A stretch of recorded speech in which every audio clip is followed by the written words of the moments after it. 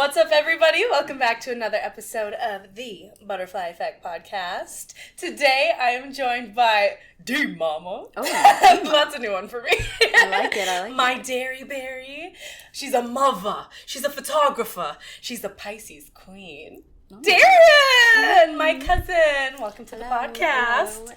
Thank you. Thank you for having me. Of course. Look how cute she is. We are at her house today, and she had this pillow, so meant to be. Yes. And we both have anklets on. Mm-hmm.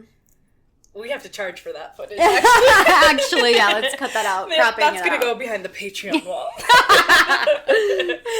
But today we're going to be talking about just a little bit of life, some really important, deep stuff, but I think super relatable content, and I'm really excited to get into it and thankful that you are feeling safe enough to share this with my platform, whatever it is. Yeah. Yes. But before we get into that, you guys may have seen my cousin Darian on the bomb-ass cover art that I just updated. Yes, everyone snap for Miss Darian. Mm-hmm. Her and Steve helped me get that idea and bring it to life, and I'm so grateful for them. And you may have seen my other really cute shoots that we did in the library. If you don't already, run and follow her page. I'm going to be posting. Hopefully right now you're seeing a nice little backdrop of her Instagram page that is so beautifully curated and all the hard work she's doing. So yes, if you are looking for a photographer, book your girl. Thank you. Yes, what's your favorite type of photography to do?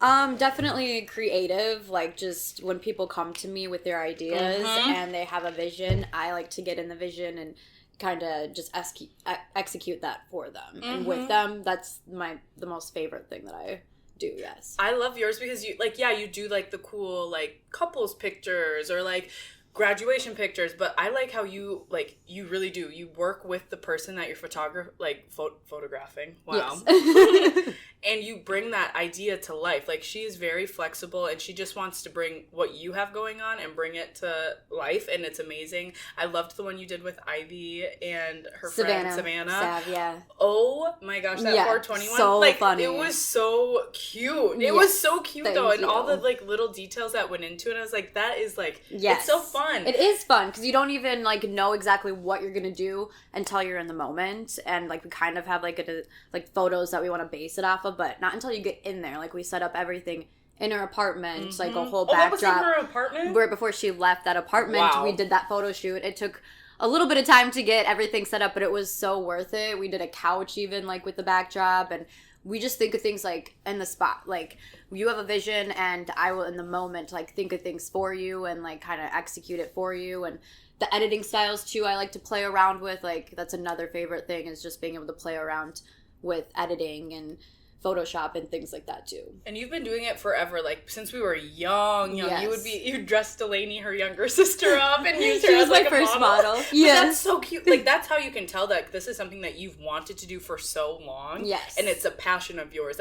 Since we were kids, she was doing this. Dress even before you had a camera. You were curating styles with my younger sister too. Yes. You'd get them dressed, get them ready, and then you'd have them model. Dressing up was my favorite thing. It's so fun. It is. Now doing it in an adult version. Me and Darian talk about this all the time, how we're so grateful for our bond, and I'll say I'm so grateful to have somebody like Darian just in my life in general, but in my family, and somebody who just gets the creative process of doing things differently, not going for that 9 to 5 and doing something that feeds your soul. Exactly. Yes, exactly. I think that's what life is about. You have to be able to do what you love to do. F the system that tells you that you have to, abide by their company's rules, and you have to do life from a 9 to 5, and you have to just put your whole life into working. No, you should be able to do what you love. And I don't know, photography has always been something that I've just been, it was a hobby before. I never thought that I could do it as a job or anything. It was just a hobby really, and it was just something that I was I just loved to do. So getting creative and being able to do it as a job is something that I'm really working towards. How did you get into it? I guess I never even asked you that. Well, I guess the first time I picked up a camera was when I was really little, 10 years old. My parents had gotten a Canon camera, and it was a bigger one. And I just wanted to know what it was like. So I just went outside and started taking photos. I took pictures of frogs, of the flowers, of the lake, living outside. would do a lot of outside stuff, so that's just where it took me. And then after that, I was like, oh my gosh, I actually really like to do this, and like the details and messing with the lighting and everything. So it was from a really young age. And then when we had Delaney, she was just a model for me, so like she gave me a lot of inspiration for like modeling and stuff like that.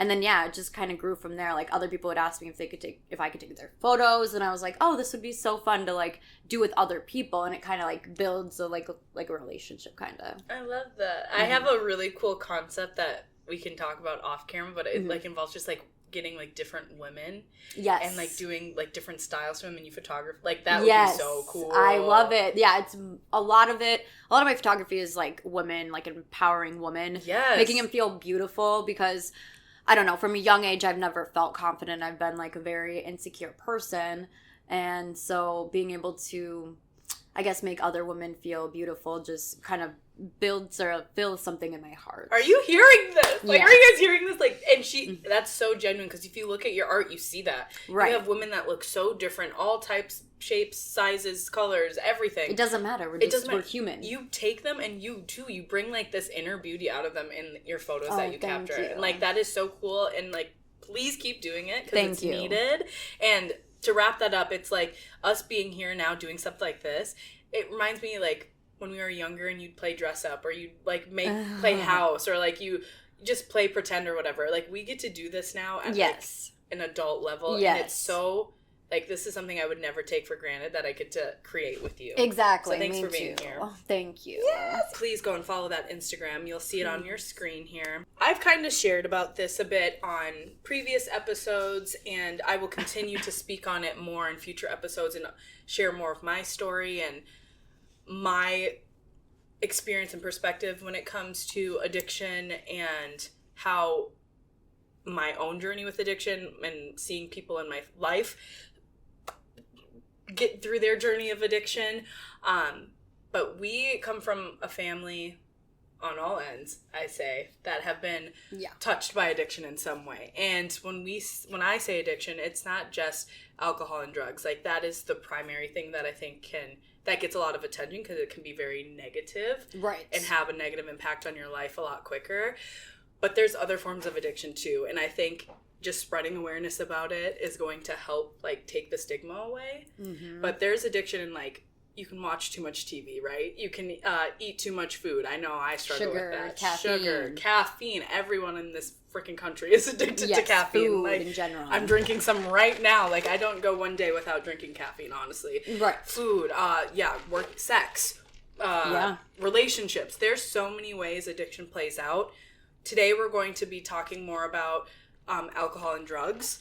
And Darian is being vulnerable and brave enough to share her story, so thank you. But I want to first start, what was like your first introduction to addiction? Like, how did you first learn about it? Because I have my, obviously, story. I want to hear yours.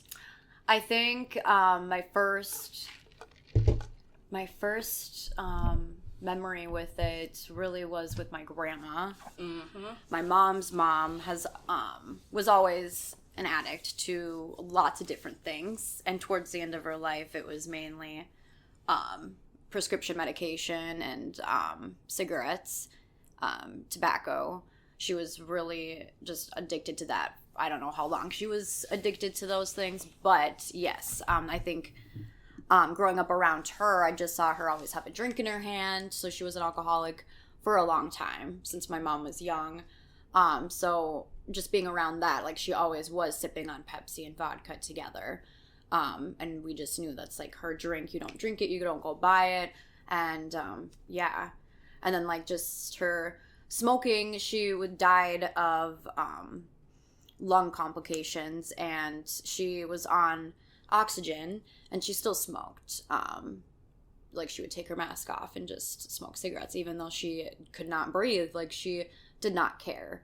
So that was like my first experience really with addiction, is like somebody just putting their whole life into using things to cope, or just being around that, I guess, a lot, was my first experience. And then personally with me, I don't know, you want me to get me into like me trying things? I guess it was when I was like 14 or 15. freshman, maybe sophomore year. I can't really remember. A lot of my high school days are foggy, and then before, I got sober at 23. Like, a lot of it was foggy, so I can remember in, like, freshman or sophomore year, I decided to smoke weed for the first time with 2 friends, and I won't name any names. No, not necessary. It's not necessary, but yes, with 2 friends, and we did it at the friend's house, and we went in her closet, and we smoked in there. Not in the closet. In the fucking closet, trying to hide it, because we were so young. We were just so little, like, we should not be doing this shit, we have to hide it. And then I didn't even, like, feel anything until the next day. She was like, okay, now we smoke again before school. So we did it real quick before school. Oh, and I was so gone. And we went to school, and one friend at school, he looked at me, he was like, Darian. And I was like, what? And he's like, you're high. And I was like, I guess. Scare you? And it scared me, because I was like, I think everybody knows. Yeah, the paranoia. The paranoia and everything. And I couldn't even concentrate on anything at school. Like, that was so stupid. I can't believe I did that looking back. And I never really did that before school until I got, like, older, and I would drive, around with other friends and stuff. But I didn't get my license until I was 18, embarrassingly enough. I didn't do it until after high school. I didn't realize that. Yeah. Was it because you were in trouble?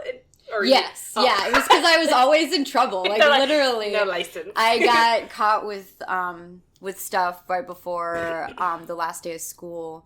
I think it was sophomore year, and I was grounded. Like, I couldn't do anything my last day of school. Everybody was going to the lake, like, having the fun beach day, and then my mom's like, no, you're not doing anything. Like, you decided to try to bring that to school. Like, are you stupid? Like, yes, I'm stupid. I need to stop swearing, because there's, like, it's okay, because I swear a lot. I noticed that when I was recording myself the other day. I try not to swear a lot, but that's just, it's nature. It is. It's a sign of intelligence, they say. Oh, really? They say people who swear more are smarter, so. Yep, I'll say it all then. Okay. And then alcohol, I tried that soon after that experience, actually. I was staying over at the other friend's house where we did that stuff with. We smoked before school, and her parents, actually. You tried weed before you drank? Yeah. Wow. Yeah. I was opposite. Okay. You were opposite. Yeah, most people are. Most people are, but I like to smoke. Like, as soon as That's my preference. Yeah, I never smoked cigarettes until I was, like, 16, so I tried even that before. Until I was 16. Yeah. Okay, but I tried weed before alcohol and cigarettes. Oh, that was your first. Oh, wow. Okay, yeah, cool. That was my first, yeah. And then I tried, alcohol soon after that at my friend's house, and her parents were actually, like, cool with it. They were just like, as long as you're not leaving the house, like, we don't care what you guys do. Like, they always drink around us, so I tried moonshine, cherries. That was your first alcohol you tried? Girl. I know, right? Like, isn't that nuts? That's like, insane. I went to an extreme, like, nothing to, like, hard stuff, and that really messed me up, and I was probably, like, 90 pounds. I was so little, and we were just doing dumb stuff around. I didn't know what it was. It was just cherries. And he's like, it's just alcohol with stuff. And he's like, this is really potent. Like, you're not going to, like, drink a lot of it. Like, yeah. So I ate a couple cherries, took a few swigs off of it, and don't remember a lot of that night. Yeah, I believe it. Mm-hmm. And that, we don't have to say the town, but, like, I grew up in high school in a similar town. It's, like, 20 minutes away. Yeah, and that's all you have to do. Like, I feel like that's why in those cities, in those small areas, rural areas, like, people they just don't lean make into it accessible for anything else to do, like, they have parks, cool, but our kids really go into the parks not when they have technology and all that, and, like, in a rural town they don't have anything set up for kids to be doing anything else. No, and as a kid you're just naturally, when you're told not to do something, you're naturally more inclined to, like, be interested in it. Exactly. And some people have more distractions to not go down that road, but when you live with nothing else around you, that's gonna sound really fun. Exactly. And everyone else is doing it, and it's accessible to you. It's there. And then people are getting it. You grow up seeing your grandparents, because I had the same experience with my grandparents. We have different grandparents, obviously. Yeah. My grandma, same thing. Always had a beer in her hand. Always had a cigarette. Like, so I grew up knowing my grandma was, like, always drinking, had an addiction. It was bad, but she couldn't stop. So I already was like, okay, Exactly. I see it like this is something that you shouldn't be doing, but yet you're still doing it. You're still doing it, so I'm going to try it because they're trying it. And you don't know, as a kid, you don't understand. You have to try it to implications know, of that. To understand. With the long last, you have no idea. You don't know. You're just seeing, oh, these trusted adults in my life are misusing this or really relying on it. And there's reasons for it, obviously, that we don't have to get into. But when you see that subconsciously, that teaches you things in your brain. So I can see how we all went down that path as well. Or a lot of us did. A lot of us did. It depends on your chemical makeup, too. Mm-hmm. Like, if you're predisposed to being an addict, you have addicts in your life. Like, sometimes it's just nature. It's environmental or genetics, you're saying? Yeah, right. Yeah, nature, nurture. Yeah, you can either... I mean, both. Like... I don't know. There's other people that have been around addicts and they don't get addicted to stuff because it affected them differently. So I think everybody has their own way of seeing things, of like internalizing things and how it affects them. It's just different for everybody. So why do you feel like you leaned towards that? Was there something you were seeking? Yeah, I was seeking just to feel better, I guess. Because you did mention, you said you felt insecure at that age. Yes, very insecure, like, since I was little. Like, I couldn't pay attention to myself, I feel like. I was always, like, trying to figure out everybody else. I was always trying to see how everybody else is feeling, like, and what they're thinking. Like, are they thinking about me? Are they mad at me? Like, do they like me? Mm-hmm. So, I don't know why, but my brain was always like that. Like, even when I was in dance and I was only, like, 8 or 9 years old, I couldn't even learn the dances. Like, I didn't stay in dance for a year because I couldn't, like, it wasn't enjoyable because I was watching everybody else. You felt, hyper aware. Hyper aware of everybody around me, and I don't know what it is. I feel like my baby is, like, I have 2 kids. I can see it in them, too, and I'm like, oh my gosh, I feel so bad. Like, this is how they're gonna feel, too, and I have to help myself through that still. Like, it's still something that I'm learning to deal with. But yeah, I think that's why I wanted to just numb a lot of feelings. That part. That's a lot of what addicts go through, is just wanting to numb themselves because they're feeling, bad. Mm-hmm. And it's really sad that, that's easily accessible to get things like that. And it is addictive because you get that instant gratification. And I guess once you start doing that, it's hard to get out of that habit. It's like a relief from... reality. The inner dialogues that you have going on. Yeah, it's that. It makes you more comfortable. It makes you numb. All those things. And, like, it's because at that age you weren't taught those skills. Mm-hmm. And nobody's to blame. It's just, you just didn't have those skills at that time. Yeah. So when you found something that gave you that escape. Yeah. Oh, yeah. That feels good. And it feels good. And, yeah. Mm-hmm. I did that too with drinking, like social things. Like once I got to college, everyone was drinking. Right. Oh, everybody. Okay, not every. You know what I mean. But the majority of people are drinking. Yes. And then, you want to talk to this hot guy? Take a shot and go. Like then go. It's just in every part of society. It's so implemented into life. Yes. And it's hard to separate, especially when you start to choose to lose it or use a sober life. So yes. Walk me down. So you're in high school. You're getting grounded for trying to sneak stuff to school. Yeah. So after school, where does your journey go from there? So I graduated high school, and I went and lived in the Plymouth area, and then I went to Minneapolis Community College, and I ended up not completing classes after a year, and I never took school seriously. I graduated high school not by flying colors. I didn't get good grades. I was pretty average. I was focused on other stuff. And then college, I was still focused on other stuff. Like the beginning of college, I was dating somebody else, and he was in the Army, and he was away a lot, and I was more focused on that. So on the relationship? On the relationship, right. And then I started using other things to cope, and I wasn't taking school seriously, so I ended up flunking out and moving back in with my parents. And then I moved, and then I was living with them for about like a year, and then I moved in with another person in a relationship. and we dated for over 2 years, but we only lived together for not even a year because I kind of ruined that relationship with my drinking. That's when I legally could start drinking. So before even I was 21, I was abusing alcohol and weed, and I just made that my priority, basically. It's just like partying, what is everybody else doing, you know, my relationships. I was putting all of that first before anything else.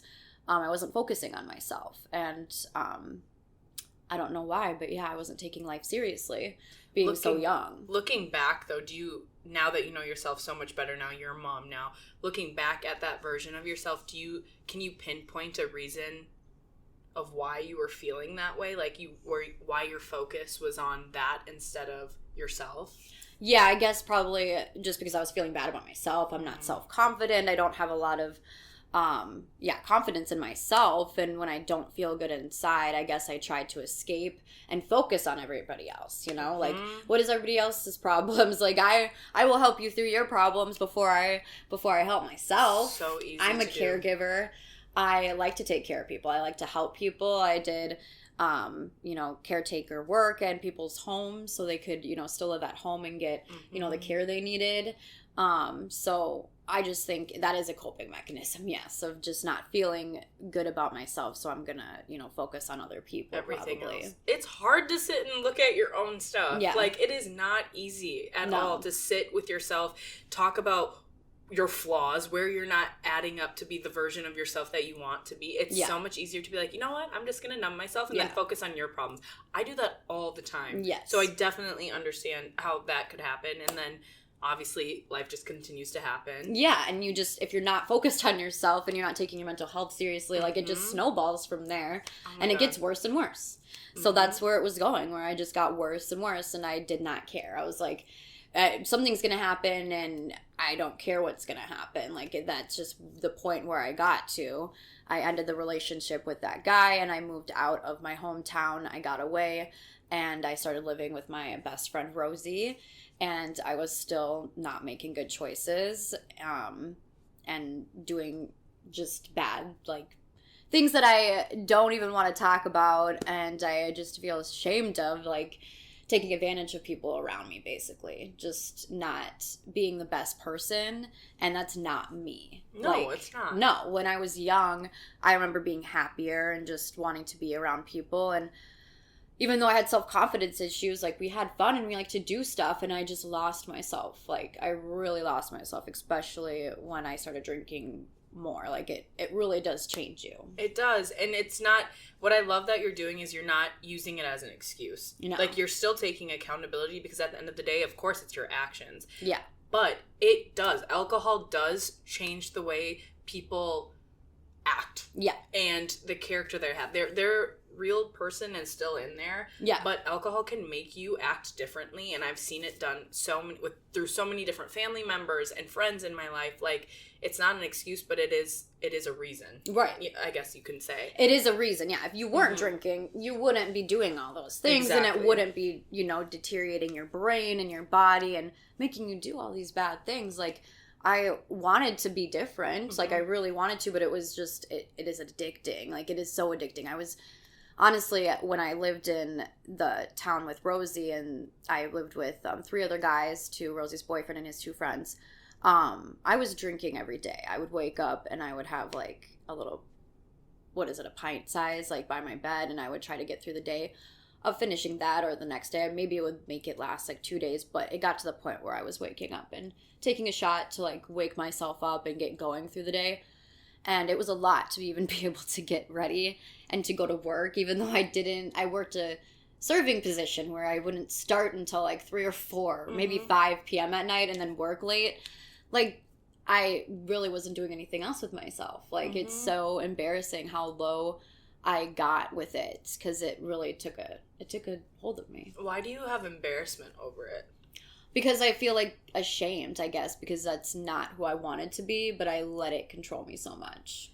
I hear you, but, like, you didn't have the tools to choose better, So right. That's true. I did, though, because, like, honestly, like, yes, there are things in my childhood that kind of made me cope the way that I did, of not getting a lot of emotional support and not probably getting therapy when I was young, when I needed it.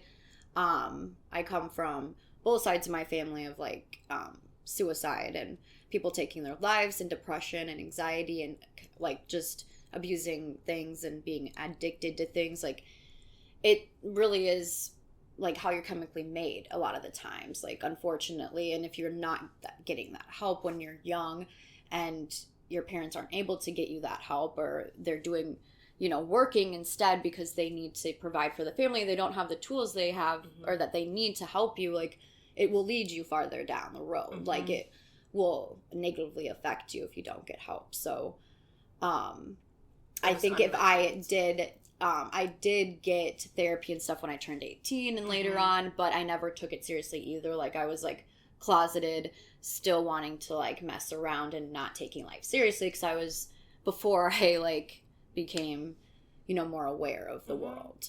And we all go through that in different ways.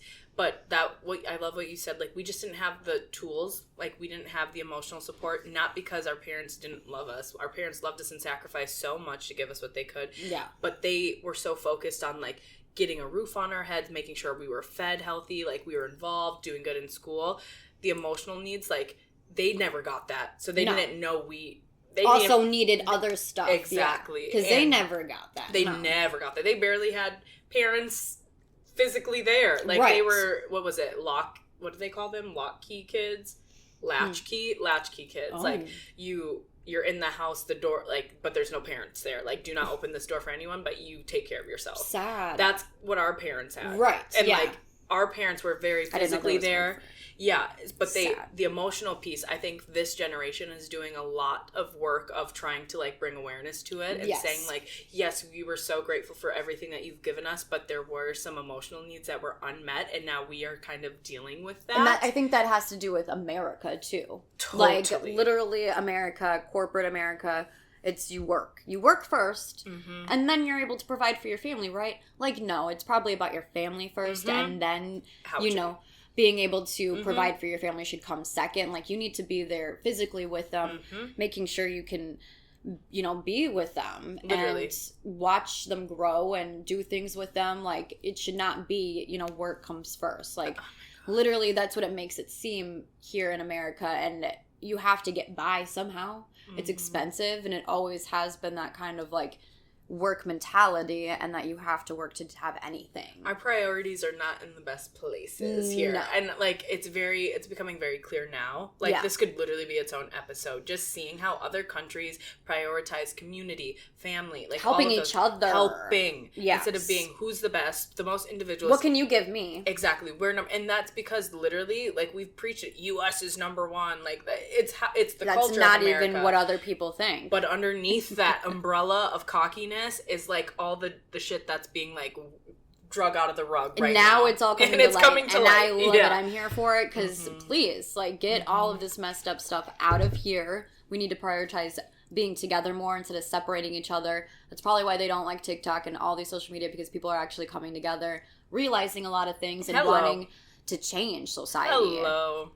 No, totally. So you're starting to realize these things. Are people like starting to make comments up to you at this point? Like, well, yes, what was that like? Because I know that had to be hard to receive. So hard, yeah. At this point, I was showing up to family events drunk. I was taking little shooters in my purse and making sure I could be able to, take a shot whenever I wanted, like go to the bathroom and just be able to, have a little drink here and there without people like seeing me drink. Like, I was trying to be sneaky about it. It wasn't even a social thing anymore. Like, it became a need to like get by and to be able to be around other people, which is so sad. Like, that's not what life should be like you revolving your whole life and everything around it. But it's understandable. I'm not condoning it, but I'm just saying I understand why you did it, because there's anxiety. It's your medicine. You were using it as a medicine. Exactly. Yeah. Exactly. It was my coping mechanism. Yes. So at that point, yes, my mom was saying things. She actually searched my car a few times, embarrassingly enough, to see what I had in there. She knew that I was driving under the influence, which I do regret. I do not condone that at all. And she found out a couple of times and really wanted to do more to stop me, but obviously I'm my own person, I'm my own human being, so she had to just watch me make a lot of bad decisions. And she did try to help me a lot. Mm-hmm. And my sister, there's one party, I guess, and I don't even remember the party. That's so sad. Like, I would go to family parties and not even remember it the next day. At Halloween, and I got really blacked out, and my little sister, who was 10 years younger than me, had to help me, like, into our house and into bed and, like, take care of me, basically, because I just was so out of it. And I never puked when I would drink. I don't know what it is, but I never did, and I would just black out, and I would just pass out, like, literally pass out to where I could not wake up. And there was times like that in high school, too. I would black out, and there would be people trying to help me or having to help me or help find me, and nobody wants to party with people like that, so I just stopped getting invited to places, too, like...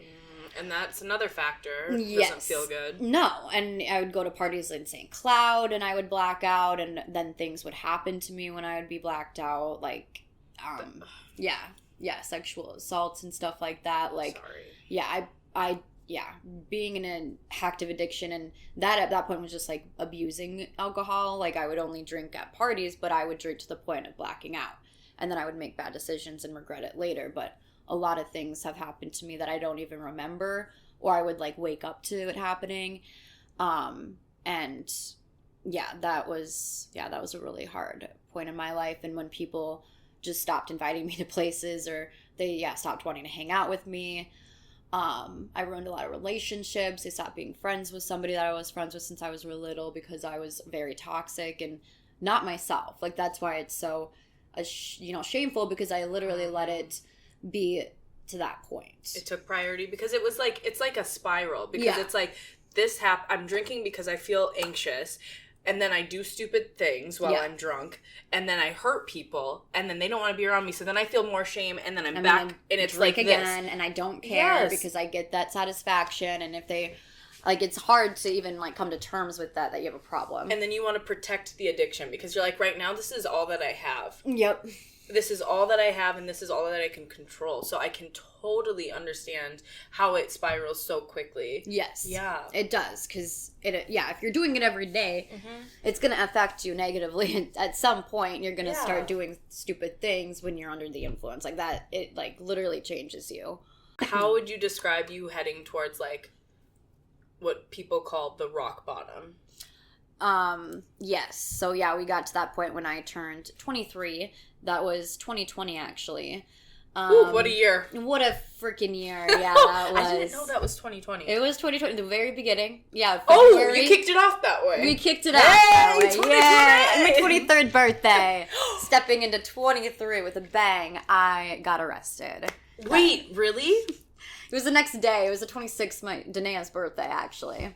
My sister's birthday. I decided to go home to my parents and decided to drink before I left their house, and I was leaving, and there was a car, or a couple, there was like 2 or 3 cars stopped, and it was dark outside, and they were stopped at a intersection or a road that goes this way, because they were letting somebody turn. And me, because of my reactions and everything were so low, I did not stop in time, and it ended up rear-ending them.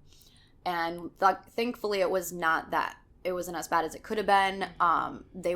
Their car got pushed forward and into the ditch, and I immediately threw the bottle that I had in my car out the window and got out and ran over to where the car was, and this guy on my other side stopped and was just yelling at me, like, trying to get me to stop. And I was like, but the other people, like, I was so scared that I hurt somebody, so I was just freaking out. My adrenaline was so bad.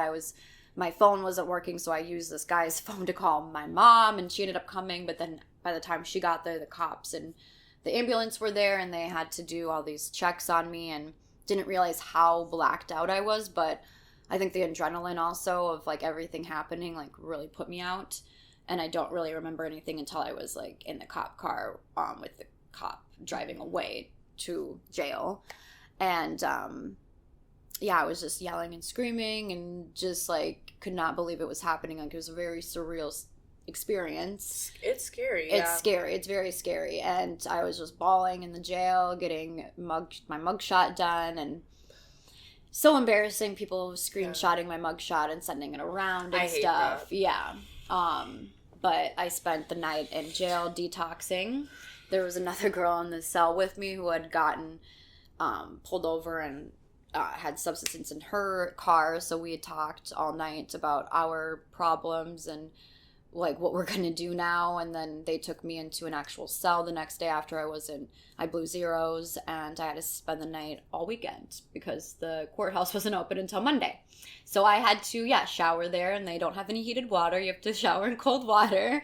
I had to wear these like it was a tan jumpsuit, I think. I don't remember exactly. And I just read a book the whole time, the whole 2 days. The cellie that I had was an old lady, and she had been there for a while. She made me some instant coffee. That was the worst thing I've ever tasted. I do not like instant coffee. Do not recommend. You're the trauma. Yeah, so it's, but then, all you have to do is sit and think about everything. Yeah. Sober, dude. And I had not been sober for years, probably. And like, were you at the point where your body was addicted to it? Yes. My body was having negative effects. So you were going through withdrawals in jail? Yes. Shaking, like, uncontrollably. Yep. And it was good for me. Like, I needed it. And I was obviously in a place where if something were to happen, like, they would help me at least. But that is a harsh reality to go through. Yes. And you're so foggy coming out of it too. And you don't know how to control your emotions or anything. Like, nothing really seems real because reality has not been real for a while. Yeah, no, I can understand what you're saying. Yeah. Oh my God. And then when I got sentenced in front of the judge, I was handcuffed and had to be handcuffed in front of my parents, which was so hard. I was just bawling in front of the judge. Oh my God. And he was like, well, you were 3 times the legal limit, so you could go to jail for longer, or you can be on probation for so long and do all this community service, or you could go to treatment. And so obviously I was like, I'm gonna go to treatment, I need help. So they let me go to treatment. I went to inpatient treatment for almost 30 days and did outpatient treatment for 3 months. Were you already at the point where you wanted help, or were you just like, well, I have to now? Right, like, I have to now, basically. You have to now. So, okay. I did not want to get help. I was having too much quote-unquote fun, like just living in the moment and doing my own thing. And I had plans with my dad even, like, the next day. Like, I felt so bad. Like, my biological dad lives in Arizona, so I had plans to fly down there and, like, do all these things with them and my family down there that I don't see very often. And I had to call him from the jail and tell him, like, I got arrested, I'm going to go to treatment, all this stuff. But when I was sitting in jail is when I realized, like, I'm not going to be able to stop. Like, I really want to go drink now. Mm-hmm. Like, it really had a toll on me where I just wanted to use it to numb, and I was like, I actually don't care. Like, I will go out and drink and try to go from there. But then when I was like, my mom said that I will help you go to treatment, you need help. And I was like, yeah, I want to turn my life around. I want to be different. I don't want this to, be who I am. Mm-hmm. And I just am, like, thinking, like, if I'm already in that state where I'm using that to numb and I'm using that to cope with what, like, hard shit's going on in life, and then this is, like, probably one of the hardest things, like, you had to face, to date, that's the first place I want to run. Right. Like, is my normal coping mechanism. So for you to make that decision to stay sober and get help, that's really huge. Thank you. Yeah. Thank you, yeah. Yeah, I'm not doing it to be, cool or have something cool about me. Like, I really don't share it a lot on my social media or anything like that because it is something that I have to deal with every day. They say one day at a time, and it's literally one day at a time. Like, I've been alcohol free for over 5 years now. Thank you. And it just really seems like forever ago that it's like that I've had a drink or anything, and it's super. 5 years is half a decade. That's half huge. A decade, yeah. I can't wait till I get to a decade, because honestly, like, my life has been so much better now. I've had so many better things that have happened to me. Like, once you start doing, good for yourself, like, things just come naturally after that. Walk me through, like, going through the treatment. What was that like? What were the early days like? Like, I'm sure that was just really a lot of things all at once that you have to sort out, and it's not somewhere you ever envision yourself No. You know, and so it's like a lot of coming to terms with reality of where you're at. So what was like the early days like? So I went to Hazleton in Plymouth, where it's the younger years. Like, I think, I don't know how young, but there were some young people there up to, I think, 23. So I was right at the age. Like, I could go to that one, or I could go to the one in Center City where the adults go. Yep. And they're able to have their phones. They're able to smoke. And I was like, I don't think I need to be around that. I need to be locked away. I need to be locked away. Let's be honest. I need to go. I would either go to like a psychiatric care or something, maybe, if I didn't go there, because you need to be locked away for a little bit. Lock me down. You, as an addict, yes. If your life is so uncontrollable, where you can't work, you're spending all your money on it, and you literally can't be around your family without, like, you need help. Like, you need help. I'm sorry, but like, that's a hard thing that you just need to accept. As a fellow addict, I will tell you, like, go get help, please, because your life will be so much better. So when I got there, they take your phone from you. You're not able to use that. You can't use the internet. They lock that all down. You have phone calls, only set times, and you have to be in line with other people. So it was like really no outside world, and I needed that. So it was like staying in like a dorm with other women, with people that identify as female, and then they have another wing for people that identify as male.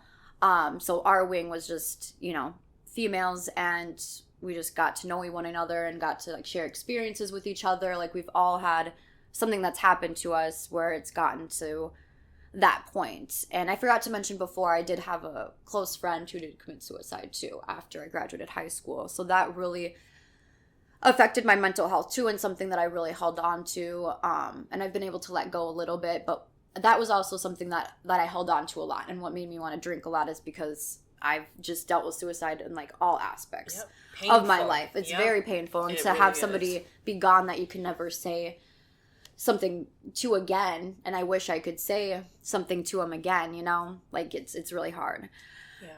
So that's something that I was always holding on to, and I was able to just communicate that with other people finally, and other people have dealt with it. You know, you're not alone. So we were able to build a community and just know, like, you're not alone. Like, we all have these issues, and if we at least are there for each other and understand one another, we can help one another, because it is community. Like, you have to be around other people. I don't care what other people say. As human beings, you need to be. I agree. Around other people in any way. Sometimes it's hard. It's hard, and I don't like to be around people all the time. I have social anxiety, and I get overstimulated a lot, especially as a mom. Overstimulation. I need to be alone and be in my own little hole for a little bit sometimes, but if I'm doing that all the time, I get very depressed and down. I don't like to get that way. Like, life is not about that. There's too many people in this world to just not have a community. I 100% agree. Do you find that, like, learning and sharing with other people's stories, it was more helpful than triggering? It was more helpful, yeah. Yeah, because I know sometimes, like, hearing, it can, like, trigger you in a different way. In a different way, maybe, but it depends, it depends on your outlook, So then you are did you feel like the 30 days was enough for you? Like, did you feel your mind changing? How did it start to feel sober?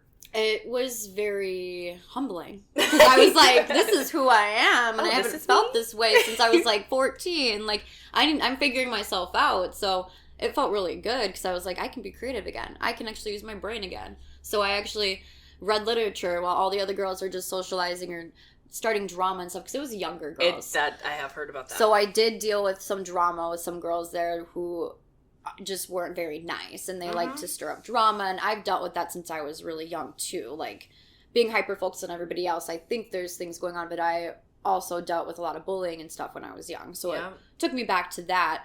So that was kind of triggering for me in that place. But that's so annoying. Like, it of is. all places. Like, please, we're all working on each other. Yeah, but the people that worked there were super nice and were there for me at least, and able to I don't know, just be there for me to bring me back down and want to be there, because I did want to leave after like 2 weeks. I was like, okay, this is enough. I think I know what to do. I've been reading literature. Like, I know I need to redo my life, like get on a better schedule. I need to wake up in the morning. I need to eat breakfast. I need to get a job that I'm working, be able to do my hobbies, and then be able to, do other things that I want to do. But the people that work there, obviously, they have a good program there at Hazleton. So they really get you on that program. It's like being on a military or something, because you have to make your bed, you go to a lights out at a certain time, you wake up at a certain time, you have chores, you go to breakfast, you have a whole schedule, and it's like you go to these classes, and I'm actually able to like use myself, use my brain, and like learn about myself. And it got to the point where everybody's wanting to share things about themselves. They're like, oh, you went through that? Oh, well, I went through this. Like, like it really is like, I don't know, very therapeutic there. It is. It's a time to literally focus on you. Yeah. If you use it the right way, because there's other people, like, obviously when you're young and you don't have a fully developed brain, I felt so bad for some of those girls. I'm like, you guys need to focus more on yourself. Like, that's one thing that I would go back and tell myself, like, focus on yourself. Work on yourself, please. But that they'll have their time, obviously. You have to learn it. You have to go through it and learn it on your own. I know. It's the hardest part, because, like, gosh, I wish I could shake younger versions of me. Like, girl, you won't even care about this in 3 days. No, and I won't even remember it really in freaking 10 years. Yep. Like, and nothing that happened in school even matters now. No. Got out of What was inpatient. that like? Was that scary to, like, get your mind ready to go back into the real world? Because obviously when you're secluded, there's a lot more control, less temptation. Yeah. Yes, when I don't have anything around me, it's not tempting at all. Right. Like, that's the biggest thing with addicts is, like, if it's around, like, you're going to want to do it. And you see other people do it, it's like, okay, why don't I do it then? 100%. Yeah, so I needed to be away from all of it, and then COVID was also in 2020, so nothing was open. Everybody was... I remember my mom telling me while I was in there, she's like, everything's different out here. Like, you might not want to come out because where everybody's wearing masks, and I was like, what is this? Like, I've never been through a pandemic. None of us have been. So that was weird to come out of. Yeah, it was that was really February. weird. March is when it really happened, and I was just getting out in April. So yeah, it was everything was closed down. Nobody was working really. I got the stimulus checks and stuff, so I went to a sober living house, just for a couple of months. And that was a cool experience to meet other sober women that are also going through a lot of things and where they're at in life, and they're all living a sober life too. So you're kind of, it's good to be around that and not be around temptation. And then Rini, our uncle, was also sober for a number of years. So I ended up moving in with him, and he really showed me the ropes too of how to live a sober life. And I was in inpatient treatment too, doing that online, and just learning, better coping mechanisms, how to live a better life. Because if you don't have anybody showing you how to do that, like, you're not gonna know what to do. Like, you come out of it like a different person, really, if you're not clouding your mind and you really want to change. Like, you need different tools to be able to do that. What was it like saying, like, even though it was a different life and it was a lot maybe easier because you're in isolation naturally because of COVID, there's still temptation. There's still temptation. So people are still going out and doing things, like, after things started opening back up in the summer, and people are going out and going to parties or just going to the lake and drinking, or the shows. It was, very lonely. It's a lonely time of isolating. Just being at your house, working on yourself, and just, every day, wake up, do what you need to do, focus on yourself, don't focus on what other people are doing. Like, it is hard, especially social media that shows you what everybody's doing. Like, you do feel left out. You do. Especially at the age. Like, at 23, I can't express this enough. I want everyone to sit and, like, reflect for a second. How many events do you go to that are completely sober? Church, they're giving wine. I'm just like, I'm being so serious. Yes. There's alcohol embedded in every aspect of our life. Yes. Think about it. Now think about somebody who has relied on that and used that as a coping mechanism, who's now choosing to live life without it. You're getting triggered everywhere. You can't watch the Super Bowl without 10 commercials about alcohol. Right. It's everywhere. It's everywhere. So it's not easy. Like, no. That it's so hard. So hard. Yeah. 5 to, like, years? Say no. And you have to say no. You have to continuously say no. People invite you places, or they don't know if it's going to be triggering for you or not. Like, it's just, How was that? Because family stuff. I know people, you're not the only one who has dealt with sobriety in our family. Yeah. And, like, our family drinks. Yes. At every party. Right, every party. They have the liquor bottles out, and they're making drinks, and they're enjoying themselves. Like, and I feel like I wish I could enjoy a drink, and and, you know, just be able to relax and do what everybody else is doing. Like, it's very, very hard to cope with. But it also feels good to be able to, like, remember things and to enjoy the moment and not feel clouded and not feel like people are disappointed, I guess, because I am drinking, because I think it got to that point, too, where people would see me drinking and they're like, oh, great. Is it going to be a bad time or a fun time? Like, yeah. And then that makes you even more anxious. Exactly, yeah. It makes you more anxious. Yeah, being out in, public places and doing things again is very nerve-wracking. I take medication for my anxiety, depression, and I just had to get on something else to help with my anxiety because it is nerve-wracking meeting new people, putting yourself into situations where there is going to be alcohol too. Like, you think about it a lot before you even go in the situation, and then when you're in the situation, you just have to distract yourself, really. So I've learned to, like, have, like, a drink in my hand, like a pop or a water, and then I've just learned to say no thank you when people offer you drinks. Like, you don't have to get into detail, you don't have to talk about it. Like, you don't have to talk about it. Like, there's other places that you can talk about it and share your experiences and share how you're feeling, but in the moment you just really want to live in the moment and enjoy it. And that's what I've had to condition myself to, is just enjoying life, not clouded. And can I just use this moment to say, if you are offering people any type of substance and they say no, don't keep pushing it. Like, just, it doesn't have to have a reason. And like don't ask why. Don't ask why. Don't no ask why. Means no. Okay? Yeah, no means no, exactly. In a lot of aspects. In all aspects, in every aspect. In every no aspect. Means no. Like, we don't need to go into further details. Exactly. Okay, so how did you stay strong and stay sober? Because like we already said, temptation's everywhere, and it's something within you that had to make the decision to choose sobriety every day. Yeah, so every day. How did it's you just, do it? I just didn't want to feel guilty anymore. Yeah, I didn't want to. I was done feeling guilty. I was done feeling ashamed and feeling like I wasn't doing anything with my life, because it really did. It does get to that point where you're not doing anything else with your life, or you can't enjoy anything. And I'm like, I want to do other things with my life. I don't want to get to the point where I am like my grandma, sadly. Like, I didn't want to get to that point where I'm killing myself and you end up killing yourself, like, slowly but surely. And everybody, dies everybody dies. Like, you have to cope with death, and you have to be able to just, want to live. You want to be able to do things with your life. Yeah. And I want to experience more. I was like, I don't want to feel stuck, because when you are in active addiction, you are stuck in that place and you're not excelling. So I wanted to, like, do other things with my life. How has your definition of sobriety evolved over time?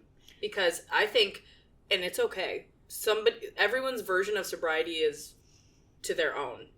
And there's nothing wrong with, there's no right or wrong way. Like, obviously there's a completely 100% version of sober, but then it's a spectrum as well. So for you, what does sobriety mean, and how has it evolved over time?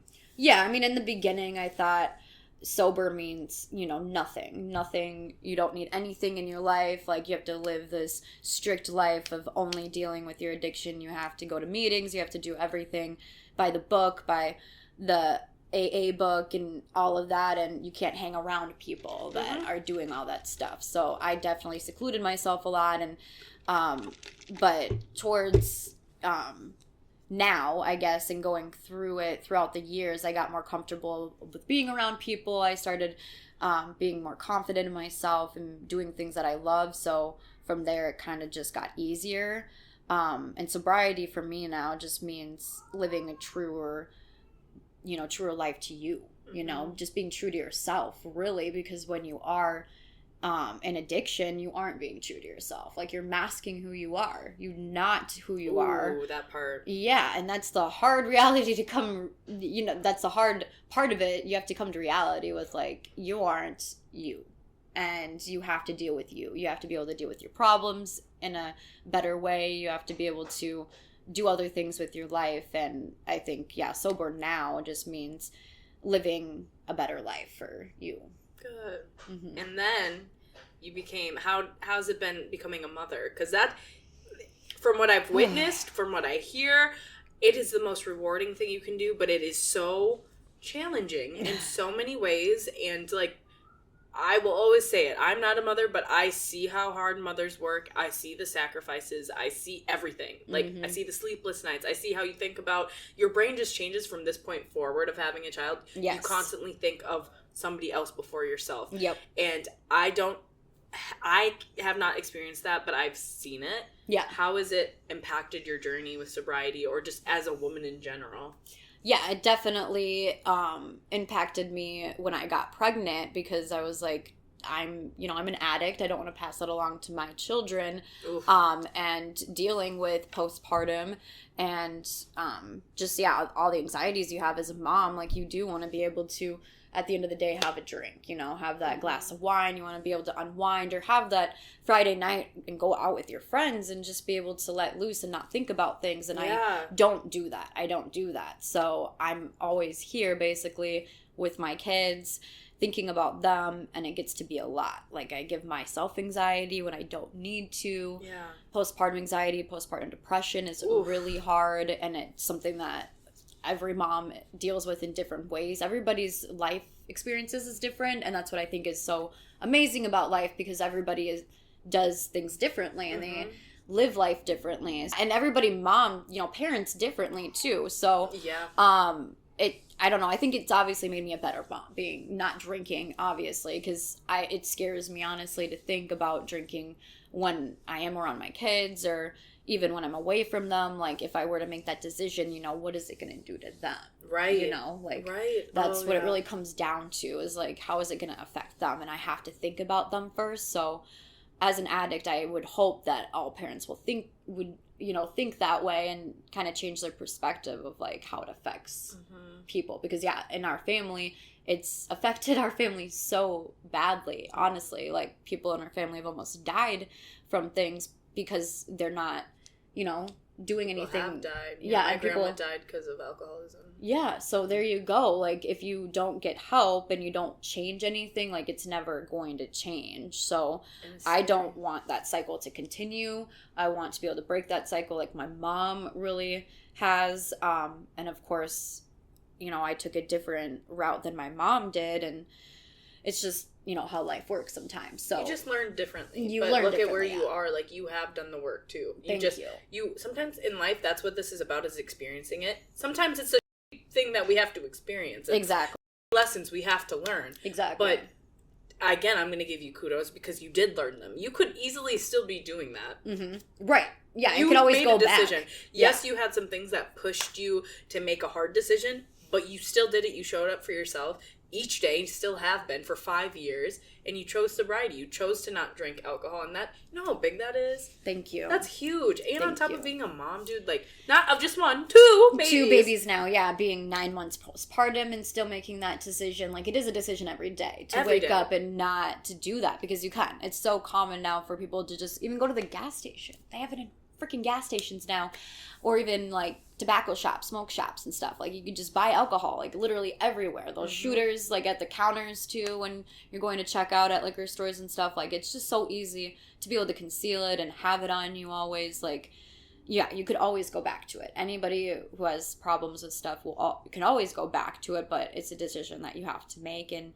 you don't want that to continue to your kids, I would hope. So as a parent, it's almost easier for me to choose to not drink now. It kind of like ties back to your theme about thinking about other people. Like, right. I always think about other people, and that's it's like a healthy and, not healthy thing. I agree. Like, I know what you mean. But I feel like you also chose it for yourself, but it's also helping you in a way that you're doing it for someone else as well. Like, hopefully you are at the core of that. Right. But your kids obviously make it an easier decision, or a clearer decision to, like, no, I'm not doing this. Right. And I want to be able to live a better life and not slowly kill myself, because, like you asked before, was it affecting your body? Like, yes, it starts to affect your liver. My liver was off when I went to inpatient treatment. They, like, check your blood and your body and everything before you leave and after you leave, and when I was getting in there, my liver was off. Like, you have stomach issues. It affects your brain. Like, it can give you memory loss and deteriorate your brain to that point. So it was, I think, getting to that point of, like, drinking every day. Like, and I'm a small person. Like, I was probably barely 100 pounds, and drinking every day is, it's going to deteriorate you. Definitely. And I don't want that. Like, it scares me to think, like, it will kill you. So that's also stopped me, too. Mm-hmm. Yeah, I just want to be healthier as much as I can be. And you are. Thank you. And you are. Do you feel, like, any pressure to be, like, the perfect mom, in a sense? I think every mom, every parent will think that, like, I want to be, you know, the best parent, you know? I want to be the best, but it doesn't, at the end of the day, you aren't. You aren't. As long as your babies, your kids are in bed and they have a safe place, they have their food, and they, you know, you say you love them and you just show them love, like, that's all they need. Literally all you need. There's no rule book. I just said that to somebody else because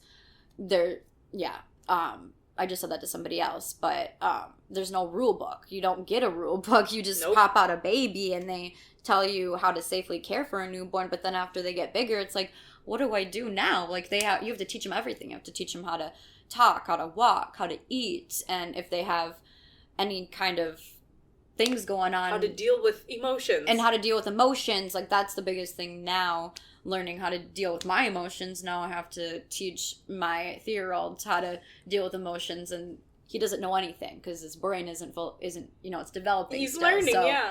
I have to be the one to teach him. So it's it's a lot of pressure. Like, to grow a human being, it's so much pressure. Grow one, keep them alive, but then set them up for success in society where they're good human beings and care about other people. Like, a mother or a parent's job is just like, award. Like, that should be a paid job. I just don't understand how we are at this point in society where we don't, like, pay people to raise kids. Like, it's so much work, and people burn themselves out. Mm-hmm. Like, I see my mom, like, she's done everything.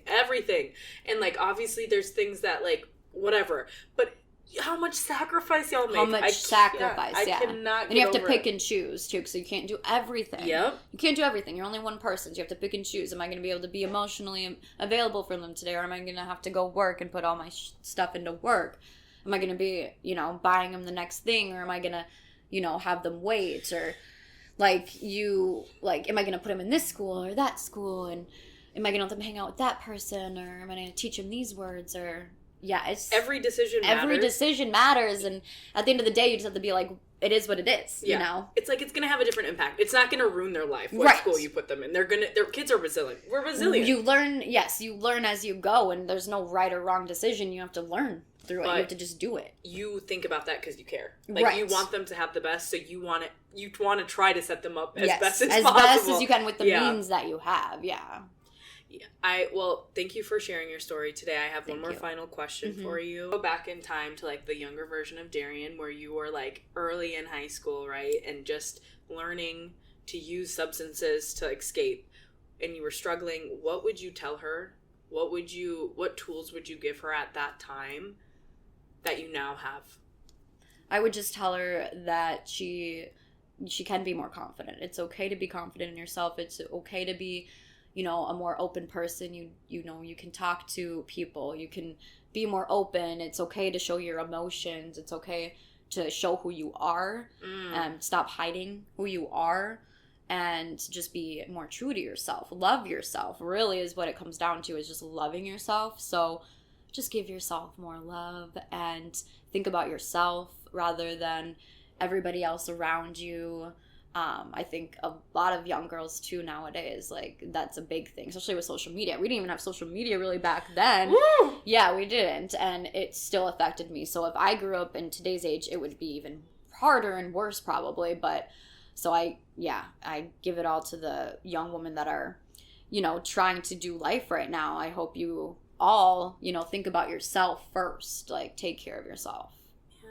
That was good. That's really good advice. Honestly, if you can do that, yes, you're good. You're good, yes. It's all about your experiences, because at the end of the day, when you are, you know, on your deathbed or something were to happen, like, you have to look back and be like, what did I do for myself, you know? And obviously for the people around you, and, you know, did I help that person? Could I do better? Or just, you know, just live your life. Yeah, really. Okay, I said one more question, but I have another question. Yeah, we talked a lot about the past and a lot about younger versions of us and unevolved versions of us that led us to what we were doing. But, like, today, what do you want for yourself moving forward? Like, what are you looking for the most in these next coming up years? Probably my photography business. Yes. Being able to be creative more, being able to put more time and effort into it because I've been focusing on, being sober, trying to get on a better, life pattern, and obviously my babies. So the next couple of years, I'm definitely trying to get my business up there. I'm super excited about You've doing been killing it. weddings this fall. I'm so excited for that. Thank you so much. Yeah, it's a lot of work. Like, if you can't put